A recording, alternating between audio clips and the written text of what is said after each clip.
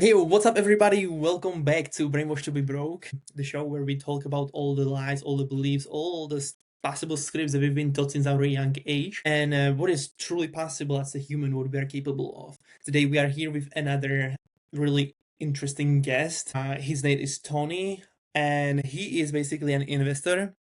He is best-selling author and a rainmaker who partner with established businesses to monetize their unsold leads, right? Is that something that basically I've been able to research for now?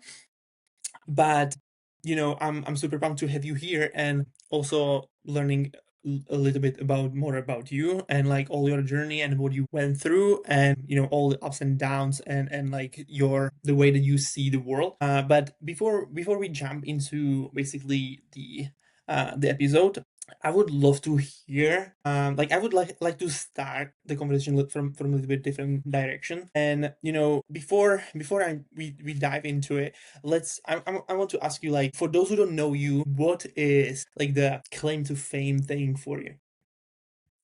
Claim to fame. I wouldn't know about fame per se. I mean, I have a small bit of notoriety on a little tiny corner of the internet. Um, I'd probably say, I authored my first book last year, Deals Over Clients. Love it. Um, and my good friend Travis Sago, did the opening of it and the foreword. And, I've been in his world. I've been in that space for going on 11 years this year. And so in that partnership deal world, I kind of have a little bit of, people know who I am. But other than that, I wouldn't say I have any claim to fame other than back in 1993, I recorded an album. I did the vocals for a band called Cynic, which is a death metal band. And I do have a little bit of notoriety with that. I still get people that friend me on Facebook today, even that, oh, Tony Cynic, so it's kind of funny. There's a whole new generation that has learned who the Yeah. band is and everything. So they were really kind of like the breakthrough band for like prog death metal.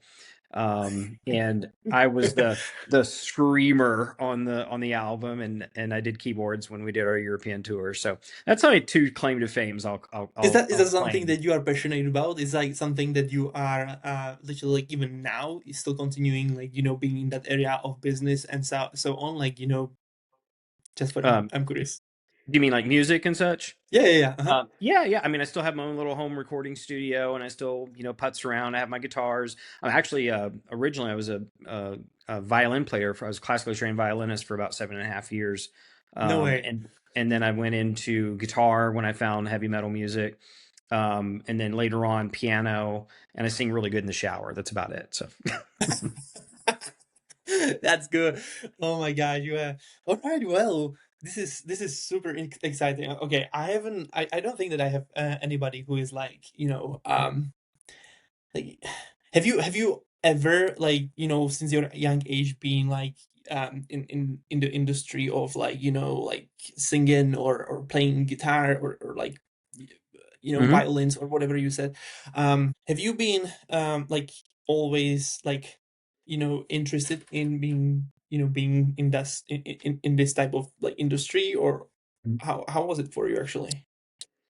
So it's interesting. I've met a lot of marketers, we'll call them those individuals that are in online marketing that Mhm. are closet musicians, have been musicians, still are musicians.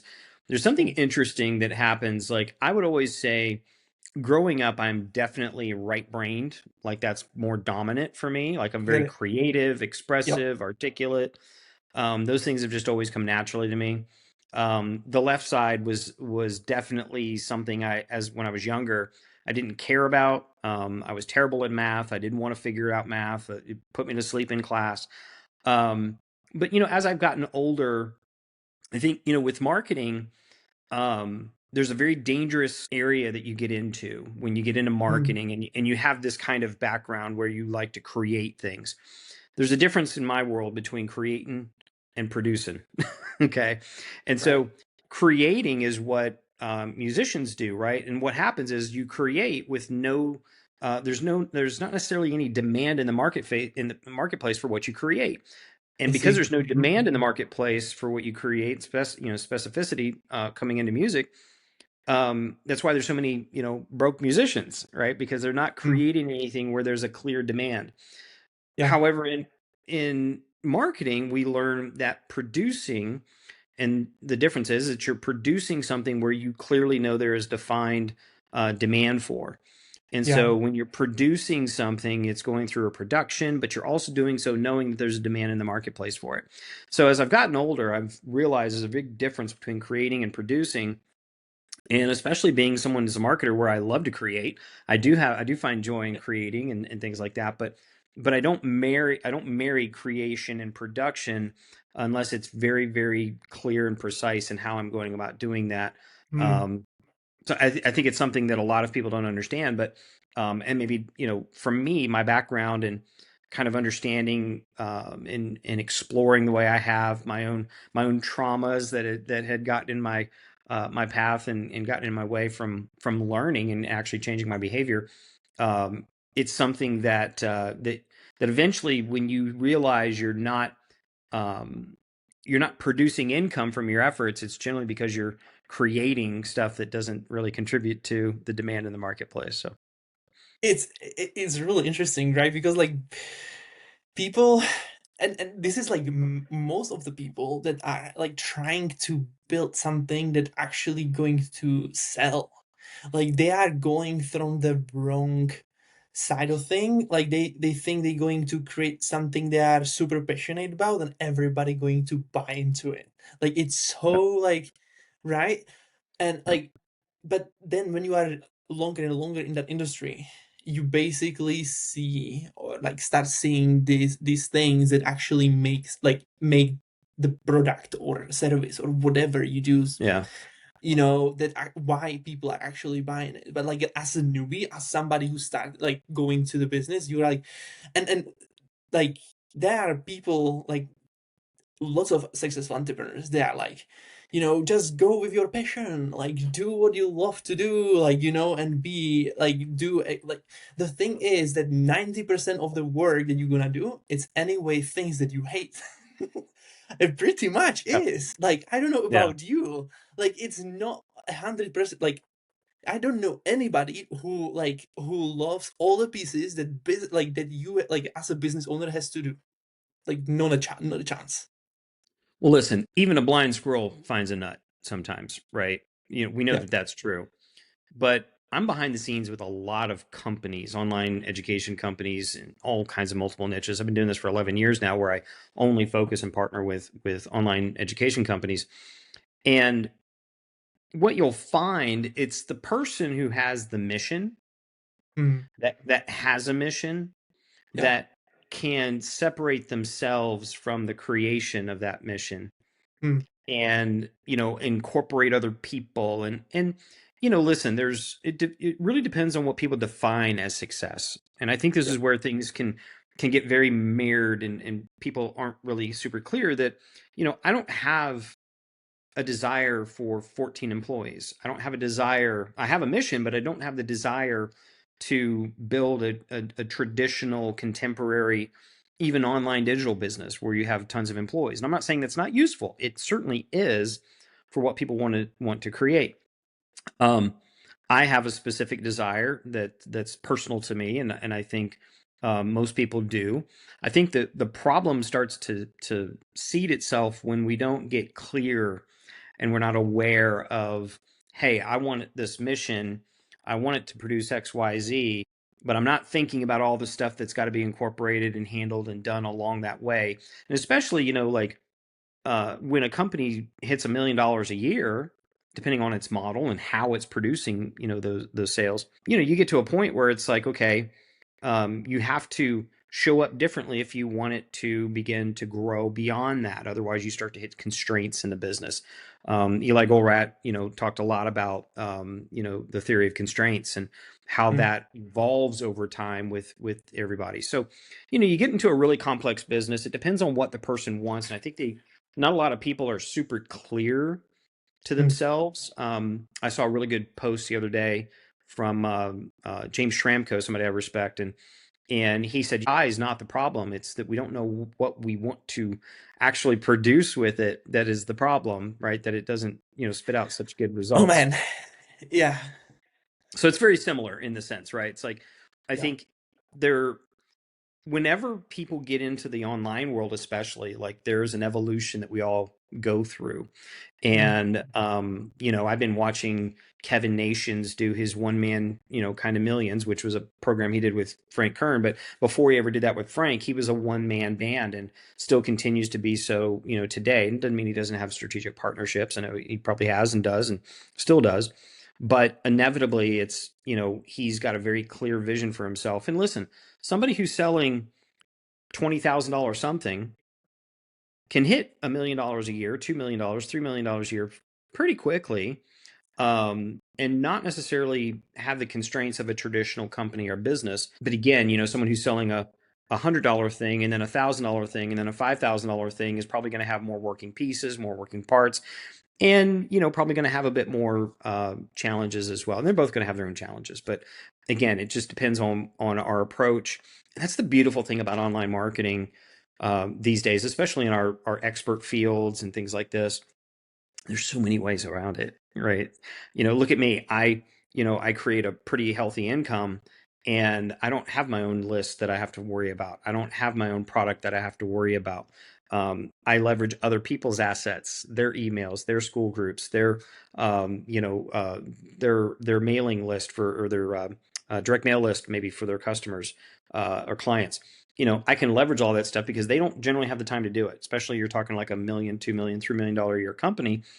see, mm, That they've got a lot going on. And if I say, hey, I'll take your assets that you're not using right now, and I will turn those into sales for us, and you just give me a percentage of those, but you don't have to lift a finger, and you don't pay me a dime until you yeah, get paid, right? So it makes it really easy because I'm investing my time and my energy and my specialty into their business, and they're producing sales and revenue and such that they don't have to really lift a finger for. So it solves a problem for them, solves a problem for me where I don't have to have it. Now I do build my own list because I do teach also what I do. But that I don't live off that. That's not what I'm making my living on. My living comes from doing partnership deals, and we do them really well. And then from there, the teaching side of my business is kind of a reward for what I do with my partnership business, right? So I I kind of have see, yeah. two sides. This is really interesting because like when it comes to, so you are not having like traditional business like most of the people, right? Because like you're basically having really specific avatar who you're going towards, like you are finding those people and then you are helping and using their basically unused successfully unused assets, Yep. and basically turning them into cash so they can basically they it's really interesting because also like when it comes to when you talk to people who are basically like uh that is the difference between the broke mindset and abandoned mindset. Have you heard of Mhm. that frames Oh before? yeah, yeah, yeah. Of course. I mean, Right. I So was when you raised. yeah, when you talk to basically people who are having the abandoned mindset, I would say that they're like this is the group of people like that are having already like they are talking in deals, this type of like building assets and so on, right? They are not scared to charge what they are worth of, what what I'm trying to say about like. And then like there are those people who are basically starting their businessing and trying to like make it back with really low ticket products because they are not like they are either like they are not certain enough to be able to like I cannot charge them so much money for this because like they are still having the basically the ceiling where they can go with what I'm trying to like show like trying to talk about this a little bit because like I have also like lots of people where I'm like in touch and like connected with who are basically doing deals very similar to probably like yours or so, and like we are talking about this mind like because pretty much everything is about mindset, right? If you have the correct mindset, you're going to make the business successful. There is no doubt about it. Like for me, when it comes to business, is basically a successful business is literally having the skills, and like having the skill set and mindset. That's all basically what you need to have to make a successful business or make money, Hmm. right? Interesting. What would you say? Do you agree on it, or if you don't, like, tell me, because this is why we're having this conversation. I would love to Yep. see your perspective, right? So this is like Yep. it can be it will be even more like more interested, like more interesting for people, like for listeners, right? Because Yep. like totally. Yeah. So everybody is doing the best that they can with what they're aware of, is Hmm. the way I like to look at it. Right. Yep. Um, so I come from a very interesting background in the sense, I was born because my mother was sexually assaulted. And so her grandmother, who ended up being my great grandmother and my great grandfather, wanted my mom to abort me before I was born, and my mom Wow. wouldn't do it.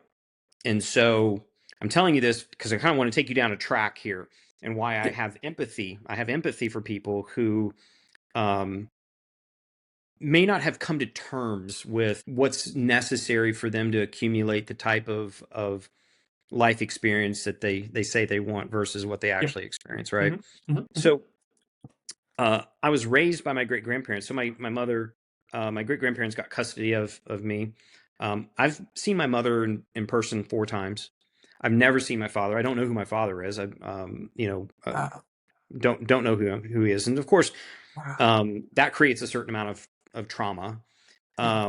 lack of identity and such. And Yeah. so um, now, raised by my great grandparents, they weren't mean to me. They were let's just say they were of a generation that was even well before baby boomers.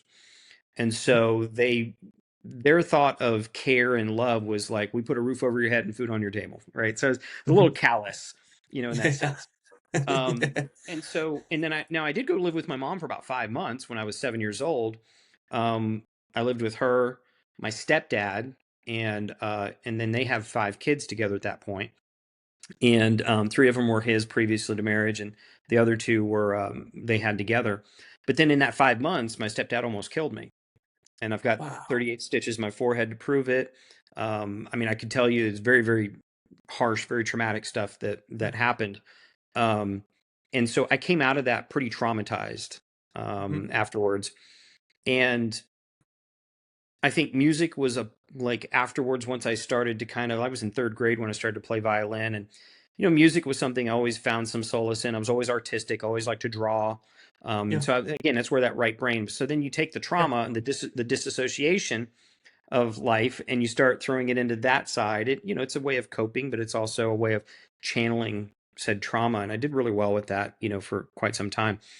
Um, I remember the change for me where money became important. Money was never really that important to me. I can remember it never really was discussed growing up. I think the most financial education I ever had was my grandmother was like, "Yeah, go open up a Shell credit card to get gas when you buy a car." That was about it, right? So I didn't really have an education. I didn't have my first car until I did buy it when I was in high school, but then I fell asleep at the wheel, wrecked it, and didn't have another car until I was 21. When I came back from when I was in my first band before Cynic, I was dating a girl, Susie, and she cheated on me, and my heart was destroyed. My heart was broken. I remember it was like 3 a.m. sitting in the corner of the living room crying. Our roommate came home and found me, and I was just devastated. Again, it was my abandonment issues, which would later on go and haunt me for many, many years still. Again, these unchecked, unhealed, unacknowledged traumas tend to generally run people's lives, and they're not aware of it. And so this is why I say people tend to be mindful to the point of what they're aware of. If you're not aware of it, it's hard to be mindful of it. It's hard to change your behavior. So, for me, um, I was raised where I didn't value money. What I did value was validation. I did Mhm. value, um, being on stage and people being, "Oh, Tony," right? Like all these sort of things. And so, I later on, I brought that into my world. But I remember, when I was cheated on, it was just a further explanation point of the abandonment that I experienced growing up that I did not really get a lot of help with. And that later on, like, leached a lot of my capacity to build wealth growing up because I just didn't have the interest. Um, and I can just tell you that, I later on I got married. I went through a divorce. After that divorce, Wow. I was, Holy you know, smokes. oh no, I'm just giving you the highlights right now. We won't go into Yeah. details, but it's like, but then after that divorce, I went into a great state of depression. And for probably a good 10 years, well, first 5 years, I mean, I can count hands, like at least two times overdosed on drugs, one on ecstasy, once on cocaine. I, was on the verge of suicide at least two or three times when I was younger. Had the gun in my mouth, all that crazy stuff. Um, here's my point of telling you all this is we don't know what people have been through. And I'm not saying that, I'm not saying that that validates their stance in not breaking free of their own situational traumas. I think a lot more people would benefit going to therapy these days than not, because I think a lot of people carry a lot of stuff with them, right? And I could just say for me myself that it was going through that process. It was also um, the right people were put in my life at the right time, Mm, and a lot of those people were empathetic. A lot of those mm, people were givers. mhm, Some of them, as Dan Duchesne would say, there's a difference between being nice versus kind. mhm, And nice, I would say I was surrounded by very kind people. They were very mm, direct with me, the ones that mattered. Um, and so, I think that that idea of demonstrating that with your own self, being kind with yourself, meaning being direct with yourself. I think that's one of the biggest benefits that we can have as individuals so that, you talk about skill and mindset. I don't want my mind set on anything other than being open, right? That's mm, why I don't mhm, like the term mindset, um, because it's this sense of concreteness. And the area of concreteness that I am okay with is my relationship with Christ, number one, and then my relationship with my values, which are pretty concrete in that. Other than that, I don't really have my mind set. I leave it open. Not to the point my brain falls out, of course, but that I leave it open so that I'm able to discern and ultimately learn because, you know, do I have levels of which my own life that I aspire for things to evolve to and to experience? Absolutely. I think the harsher I am with myself about it, I think the more um, condescending with myself that I am. okay. I think the less that's possible, Mm, and the more that my Dr. Margaret Paul had a lot of really interesting work around inner child work. And so there's the inner child, which is just wants to enjoy life and have fun, and then yeah, there's the wounded child, which is always tormenting the younger child. And I think this is what gets in between a lot of people and their capacity and their ability to relax into what's possible, start to figure out how can I produce a life rather than just creating the mm, life. And then the other big thing too is what I found interesting was having the ability to not be defined by what happened in life, but to begin to define my life moving forward with my choices. And I I see. think that Mhm, this is something that a lot of folks uh, tend to probably have a challenge with because they're so like me myself. I could have easily been defined by my past and my history, yeah, um, and and it did define my life for quite some time. Now I can talk about it in a sense of like, look where I was. I'm grateful for where I am, and I'm looking forward to where I'm headed, yeah, right? yeah, And so when you come to the point of like self-esteem, like and self-efficacy, like self-esteem is your ability to deal with whatever comes your way. And when you yeah, have that sense of self, when you have that, and to me, that a lot of that comes through my relationship with Christ. Um, I know that it's not all up to me. It's not all just up to me. And so this is where skill set is important, but it's yeah, also not the defining piece of it. I think when we're building online businesses, especially, and we have kind of figured out what we want to produce or where we're headed with this, I think that um, skill sets evolve. And I think ultimately, you realize what you're really, really gifted at and what you're not. And I Yeah. think knowing what to say no to is probably more of an important skill than Hmm. than even mindset, quote unquote, in of Yeah. itself. So let me pause there because I've dropped a lot. So No, no, no, totally. This was really powerful because, like, the way that you express it basically is really interesting. Like, I probably didn't communicate it properly at that point, but this is pretty much what I'm saying. Like, when you said like having the mindset basically, like you are open to pretty much any type of possibility, right? People are locked in with those ceilings that they don't like, they cannot go through or over them, right? You are different. You well, I did. basically have open mind with, Yeah, yeah, go ahead, go ahead. I hit those ceilings too quite a bit, Oh, right? totally, me too, Yeah, 100%. we all have them.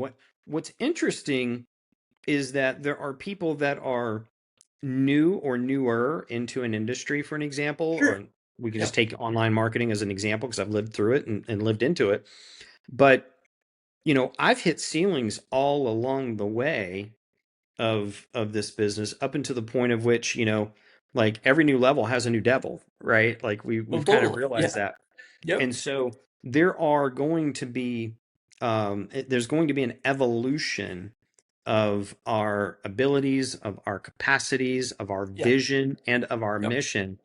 And so I think where I've seen the most fallout is people who don't have a big enough vision for themselves, their family, their close friends and neighbors, that's big enough, and it even goes into their county, their state, their country, and the world.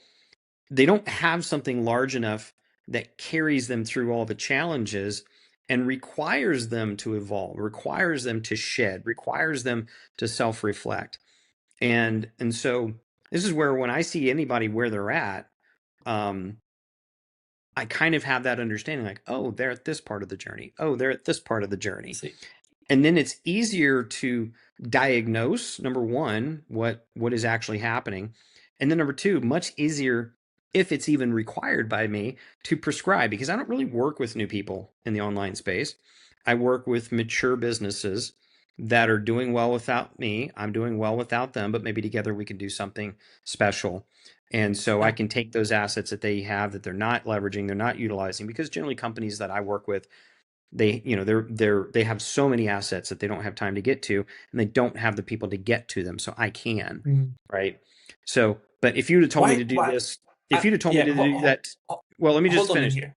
Okay. Okay. Go ahead. If Go you'd ahead. have told me to do, if you'd have told me that this is what I had to do, you know 20 years ago, I would have never got Uh, it. I wouldn't have been that person, right? Ooh, yeah, I get it. Okay, okay.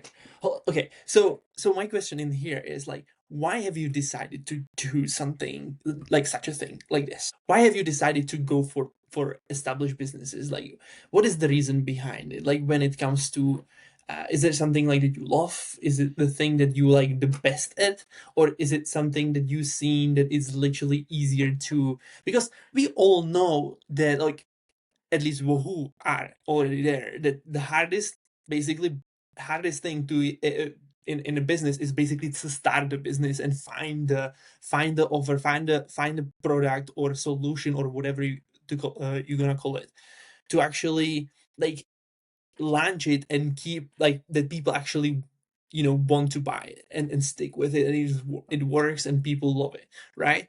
So what was the idea that you actually, or how did you came up with the idea to go towards established businesses and finding those opportunities with those with their assets, and like using them to make more money for them or for Yeah, them I as learned such. it by banging my head up against the wall working with people who didn't have anything and that were just wanting to Mm. start stuff, right? Mhm. So I'll give you an Yep. example. I used to, probably about 15, 16 years ago, I'd work with experts that didn't have an didn't have an online presence, Yep. but were really good at what they did. So what I would do is I would I would help them architect their online program. We wouldn't build it; we would just architect it. Then Mhm. we would build a webinar to sell it. We would take that webinar and we would put it in front of somebody else's audience. that was ideal, sell it to them, give them a commission, and then my expert would go and deliver live their training, and then that's how it worked. And I would get paid anywhere from five to $10,000 for helping them do all that, right? But then I realized, well, wait a minute, there's people out there that already have audiences. They're bloggers. At that time, blogging Mhm. was really big. There were bloggers out there that had 10,000, 15,000, 100,000 people on their list, but they weren't monetizing it very well. They were selling really super low ticket, $50, $100 things at best. And then I came in and was like, let me apply what I was already doing over here where they've already got audiences. And wouldn't you know it, you know, way more money, way faster, right? And so you start to look for efficiencies, Yeah. right? And so, Ooh, this is so good, actually. Holy yeah, smokes. yeah, you begin to look for efficiencies, um, where things can run smoother, Yeah. whereas people don't have maybe the skills. Like, because I knew how to make sales without sales calls, right? I knew how to, eventually I learned how to do, I think anywhere from 500 to $70,000 just through email, right? And a Google Wow. Doc. That's it. We didn't Yeah. need sales calls. We didn't need appointment setters. We didn't need all that drama, right? So when someone says, wow, like, okay, like I've got these salespeople and I've got all this overhead and I've got to keep them fed and they're not converting all the leads that I've got anyway. Why don't I give you what's left, what we're not getting to or what we're not converting, and then I can turn those into sales. And I'm like, all of a sudden they go, damn, you just did $300,000 with the leads that these guys weren't paying attention to. What could you do with the real good leads, right? You know, Right. and so it's like, I can pretty much I'm not against sales calls, by the way. They have their time and their place, but generally Sure. their sales calls are used more of as a inappropriate tool for inefficient marketing. That's has been my Hmm. experience, right? Hmm. So Hmm. if you do enough pre-selling Yeah. and you use enough specificity, then people will jump into your inbox, right? To get on top of whatever it is that you're offering. Yeah. But there comes a way in which you look at things, and I have to credit my good friend and mentor Travis Sago. I've worked with him for 11 years now, and originally I hired him for mentorship. It was $30,000 my first year. It was my biggest investment in somebody at that time, and then later on we had done projects together. We've become good friends, today, and we still do stuff together. But inevitably, I have to credit him with a lot of the breakthroughs that allowed me to walk away from a business where eventually I was doing $25,000 a month back in 2015, but I was time broke, I was energy broke. And sometimes some months I was, just as broke as anybody else, just at a different level, right? Just more monies and more expenses and more overhead. And so, you eventually figure out like, okay, there's other people way smarter than me that have figured out way more efficient ways of which to produce wealth. And Hmm. that's what we do. You think about a wealth manager, the average age of a wealth manager is 37 years old, and they'll manage anywhere from, $1 billion in assets. And it's like, they're 37. They didn't know how to Hmm. build the assets. They just know how to manage it, right? Well, that's the same thing for me. I don't want to build, 100,000 person lists. I just want to get control of, like the 37-year-old hedge fund manager who got control of the monies, the assets, and cash flowed it. I do the same thing with other people's businesses with their digital assets. I get control. I manage them. I cash flow them. They don't have to lift a finger. They can sleep better at night. They don't have to worry about cash crunches. They don't have to worry about if their ads happen to slow down or their webinar stops working.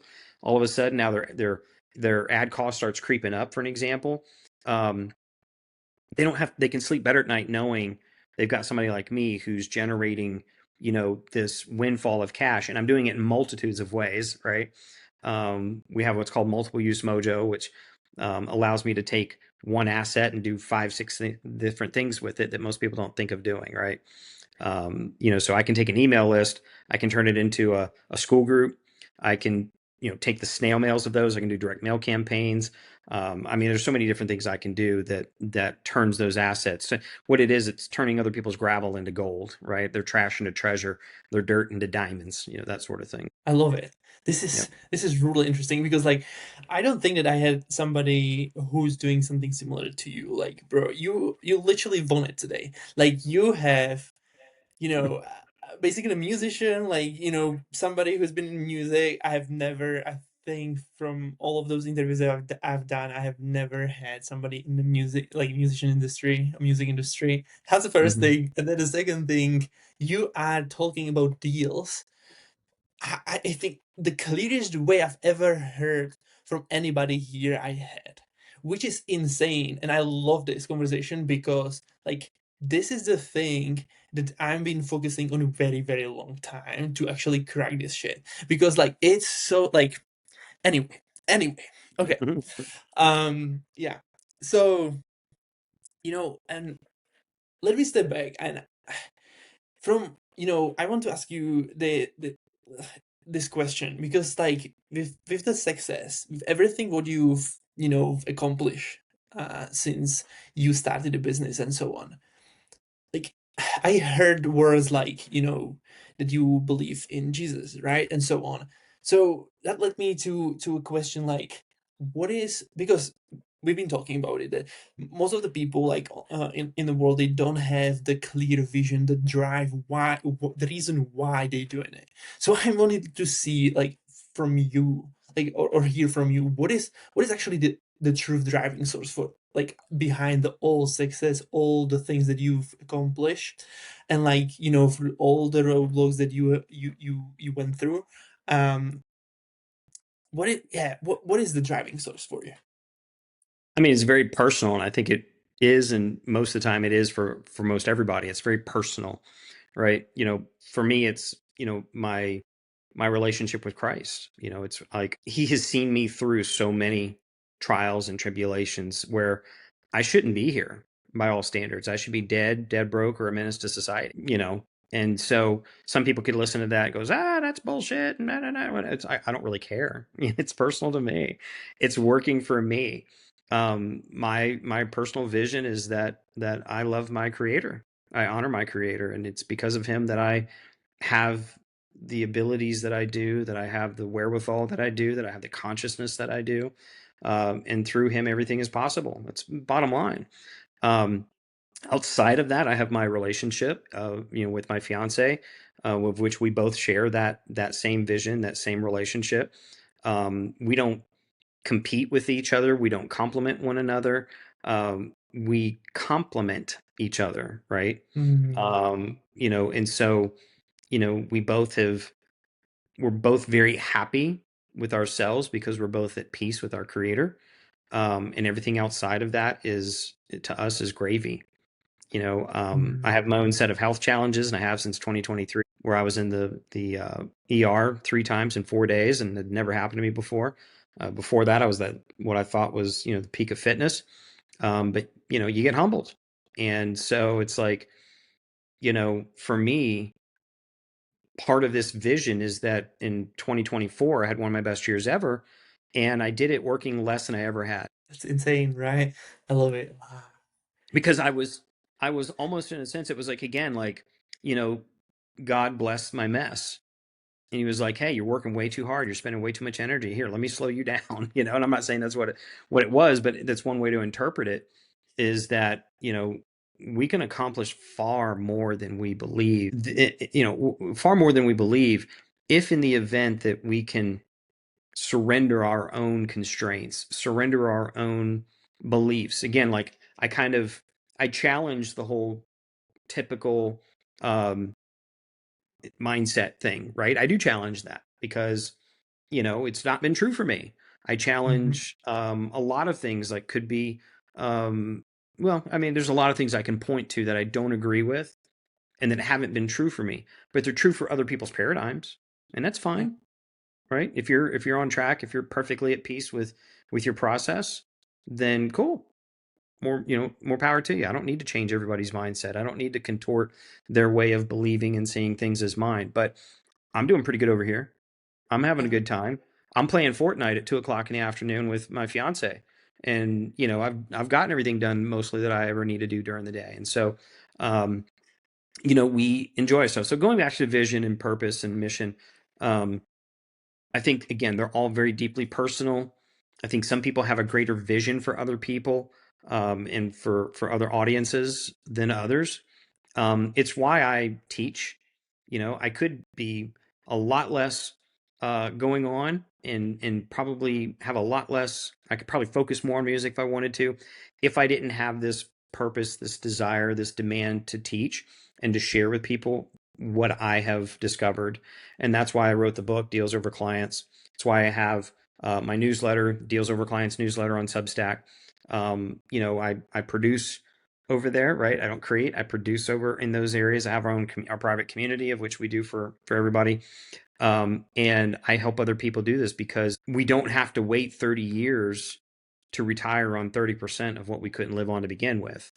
And I learned that from Travis. And Travis, has shared that vision, that mission with me, and I've adopted it to a certain degree.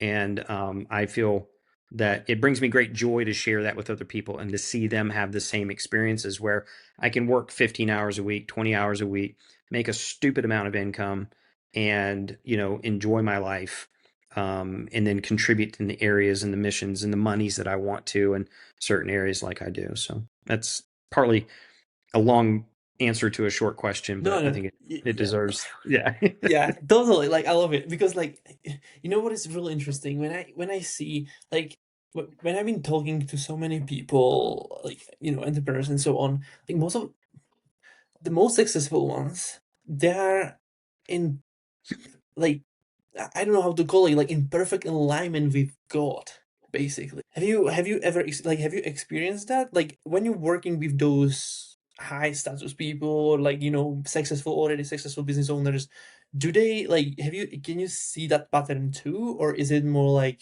it's variety, or like what? Yeah. Yeah, I mean, I work with people that are, their faith is different. Yep. And I think there is a certain thread that runs through their life that they have a relationship with something far deeper, far greater than themselves. Yeah. And so, yeah, I can definitely see that that is a thread that is more popular than not, right? Hmm. It's like I said, it's deeply personal for everybody. Yep. I work with Christian business owners that have, a deep faith in their relationship with Christ. And, for me, it doesn't mean there's less problems. It just means that I can hand them over to him and I don't have to carry the worry. Right. Yeah. And to me, that's been of great value in many times where I felt like when I was younger and I did not acknowledge that relationship as much. I didn't nurture that relationship as much. I didn't intentionally um, give myself to that relationship as much. I Was carried it a lot. because you didn't believe in it, or what was the reason behind actually that? Trauma's a bitch. Hmm. Trauma is one of those Yeah. things that will, it's one of the things that will stand in your way. It will change your biology to the Hmm. degree of like where I know for a fact like I was in deep depression after my divorce, and even when I was younger, when I was struggling and wrestling with everything I'd been through, even in my early 20s and before that, like I wrestled with depression. And who wouldn't, going through some of the things like I did and not really having that nurturing, relationship. I was raised by my great grandparents, but also my great aunt, who was complete, in my opinion, like a complete, psychopath, like Wow. narcissist at least, and I don't use that term. I don't use that term loosely. Like legitimately, she had definitely signs of being on the spectrum of highly narcissistic, malignant. Um, so when you are what you're around a lot, right? And so I had a lot of work to go through and shedding a lot of those assumptions and shedding a lot of those ideas that I had adopted, or at least it's Right. kind of like you're a fish in water. You don't know you're in water, right? And so I think there comes a point where it's like, when you get into the world and you start to experience other people and other philosophies and other ideas, you start to realize like they're not in water, Hmm. right? And you start to kind of pick up on things. And this is where I think God puts certain people in our path, at least in mine, Hmm. um, that helps us to lean into more of that awareness and that openness and again practicing that empathy both with ourselves and others. Yeah. Like my story is like very different than yours. Like my parents are still together and everything. I know what like I can't imagine how crazy that should be for like to be for you. Because like I know like I've been basically raised by my grandparents too, but because of the way that my parents been working so hard, they couldn't like literally I haven't seen them just during the nights pretty much because they've been just like three jobs Hmm. every day. So like when it comes to being able like you know how like when you had the grandparents raising you basically and like everything was like set it up pretty much against you, like I know how I felt like at that moment, right? It hasn't been like I thought that like it messed up with my head too completely. Like how did that make you feel? Like literally I'm just like want to see if like what like if that's something similar that you've done, like you had experience with, or like what are like when it comes to the when it comes to the mindset and like how you like what type of like when it comes to specific, when it comes to the mindset, like what was the biggest like problem that you gain with like living through this whole like this whole experience that you had to go through while you've been so young. Well, I think because your brain is not fully developed at Hmm. the time that I was going through a lot of what I went through, I think that that conditioned me to think that I was alone. Hmm. Yeah, Even in the midst of other people, you I can feel see. Yeah, alone, right? yeah, And yeah, that's exactly. how that's how a still developing young mind warps itself because you don't feel cared for. And so you until I got older, I remember when I finally realized, like, gosh, I had bet my entire self-worth on knowing my father. If I didn't know my father, then who am I? What am I? I'm nothing. I'm nobody, right? My mom didn't even want me. My mom almost let me get killed, and my mom was beating me at the end. So the brain starts assigning meaning to things. I remember the moment when I was like, I've always had a father. Hmm. And there was a complete sense of like acceptance and feeling loved and feeling not no longer lost, right? Um, and that was a defining moment for me. That was one of those moments that set my mind free, right? Which is really Hmm. important. Um, my mind was no longer set on feeling alone and being alone because eventually what happens is your body gets conditioned to those feelings. You get used to those feelings. You get, Hmm. being, depression, rejection, and all of a sudden it becomes this cocktail of things that you're like, who am I without all of that? Hmm. Yeah. It's like dictate your life basically, right? Like literally the life is driven by those feelings, by those beliefs and everything. Well, you're driven by what you don't want anymore, which is why a lot of times I see a lot of people chasing more stuff, more status, Yeah. right? And that's not going to fill the hole, like that's what their aim is, that's what their focus is. And I'm not saying it's everybody, but I've seen it way more than I've not seen it, Yeah. where people are trying to fill that hole where to prove that they're enough rather than it being about the mission itself.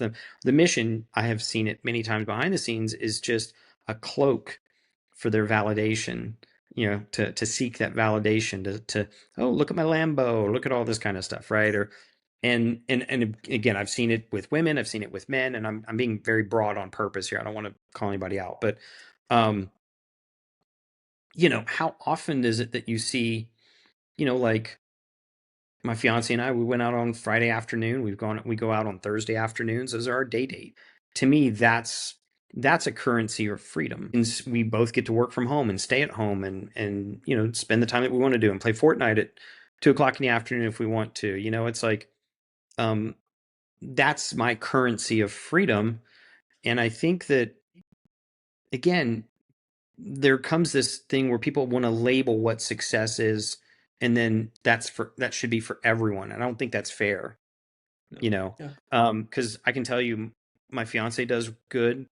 She contributes to animal shelters, and I contribute to, to children in other countries and in this country, and we donate to, local charities here, and and we do things not because, oh, hey, look what I do, but it's like, look what I can do, look what I'd like to do. This is honoring my father in a lot of ways for me, and I'm talking about my spiritual father, my Christ, and so I can look back on and I can be grateful for all the things I've been through. And yeah, they were hard, and yeah, they were difficult, and yeah, I almost didn't make it through some of those moments, or I didn't feel like I would. But then I realized I was loved, Mm. and I think so many people. Dan Kennedy said it best. He's like, everybody's walking around with like their umbilical cords, trying to stick them into somebody else to feel important, to feel worthy, to feel loved. You know, and it's a bit of a Machiavellian way of looking at it, because he would cater to that in his copy, right? But I think on an empathetic level, like it's very true, and I think we can start seeing people as that, um, where they are in that journey, that evolutionary stage. You can have more empathy. You can also set better boundaries, which are very important. You can make wiser choices. That's why I like working with more matured businesses, because generally you're going to be working with someone who's going to be, most of the time, not all the time, but are going to be mentally and emotionally more intelligent. They're going to realize the value of somebody coming in and going, hey, I don't want to take, I want to give, right? That's a very big difference. Think about it. Most freelancers are going in and going, hey, give me money and I'll do this. I'm saying, hey, I'll do this. And then if it works, give me money That's and then I'll so do it. cool. Yeah. Right. So it's very Yeah. different, when you come from that. And again, Yeah. the point of abundance and this sorts, like, don't get me wrong. I don't dislike the word, but we have abundance everywhere, even if it's an abundance of negative thought. It's like, so I'm very pragmatic about words and what I assign them, what meaning I assign to them and things like that. But I also think it is important to have a very solid code of ethics, values, and morals that you cater your decisions by, and that's kind of where I draw the line of like, that's where my mind is set on those particulars, and then everything else other than that, is pretty flexible. Love it. Well, thank you so much. That was Yeah, amazing. yeah. You are great. You are super great at what you do. And from from now to the future, like Mm-hmm. how what you can see yourself doing, or where are you heading towards when it comes to like your business life, and also Mm-hmm. like personal life when it comes to like even with the music or like things that you enjoy, because I believe that you have something that you probably enjoy doing more than a business, or maybe no, I'm wrong, Yeah. but I would love, yeah, go ahead. I mean, gosh, there's a lot there. I do love creating, right? So I love the music Yeah. side of things. I love Yeah. creating video. One of my things, an amateur photographer, I would say, I love taking photography. You can go to my Instagram, which is just Instagram/Tony Teegarden.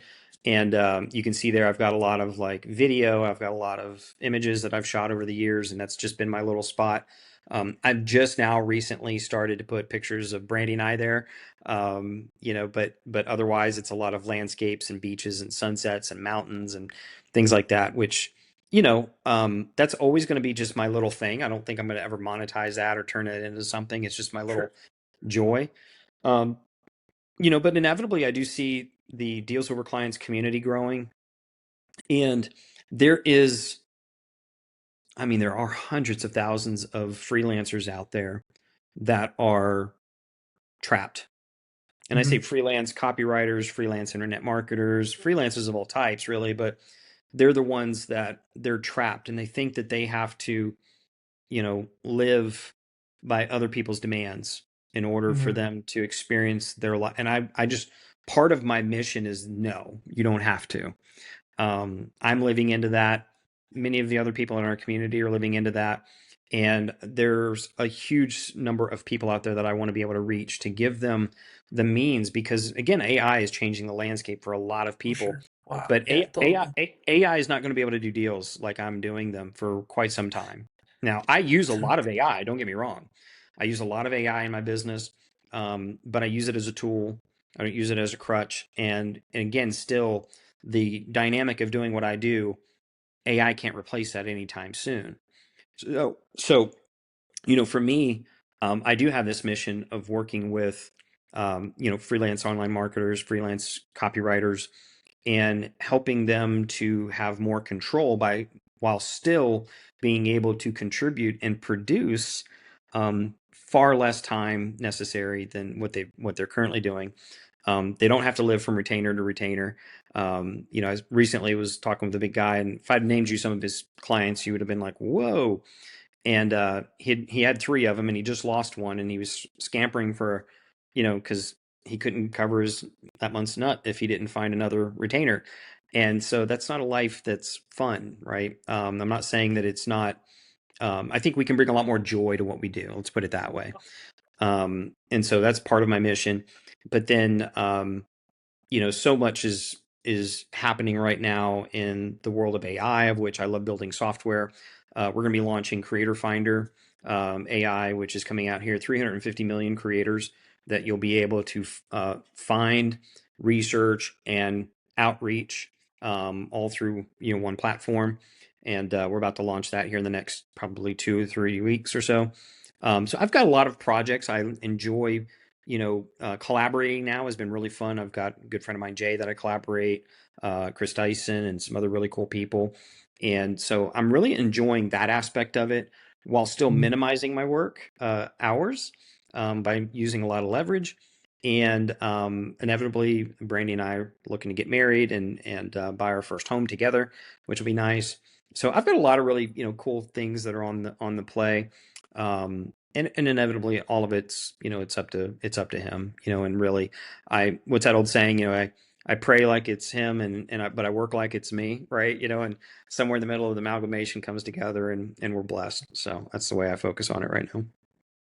This is, yeah, this is amazing, and then congratulations for sure, like for Thank you. being married, getting married, and so on. So Thank you. Thank really, you. really cool stuff. Totally. Yeah. Well, before I let you go, just three rapid fires. So one first one is, from all those books that you've read, what would be the one that you would recommend to somebody who is in let's say trying to get into deals and so on? If there is even some type of book like that that would help Yeah. somebody, like Well, I'm the only one that has. That's an easy answer. That part I can tell you is it's called Deals Over Clients. It's on Amazon. You can I grab love it. it. Yeah, that Yeah, that would be.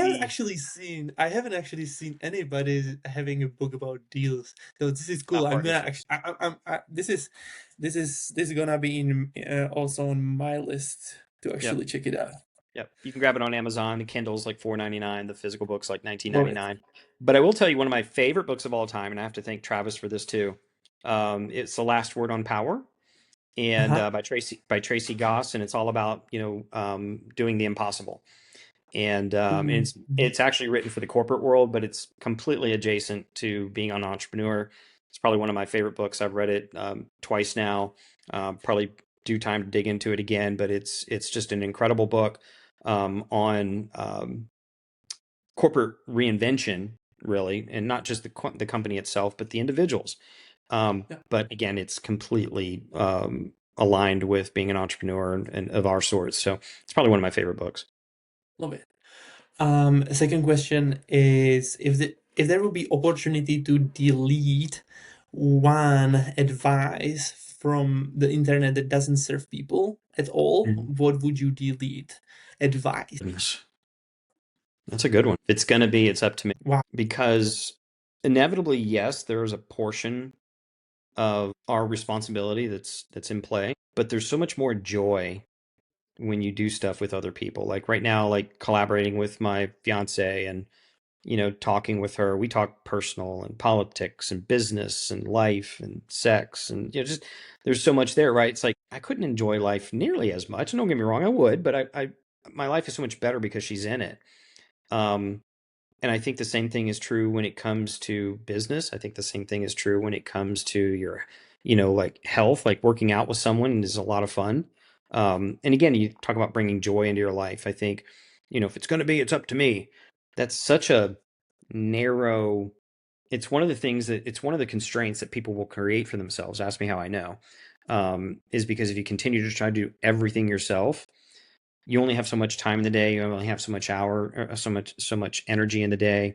Um, and so, you only have so many ideas in the day that you can implement. And I think that, doing it all just yourself is just, don't get me wrong, you could do it. There's probably certain personalities who would rather have it that way, but I just don't think there's as much joy, and I don't think there's nearly as much leverage um, in doing it all yourself.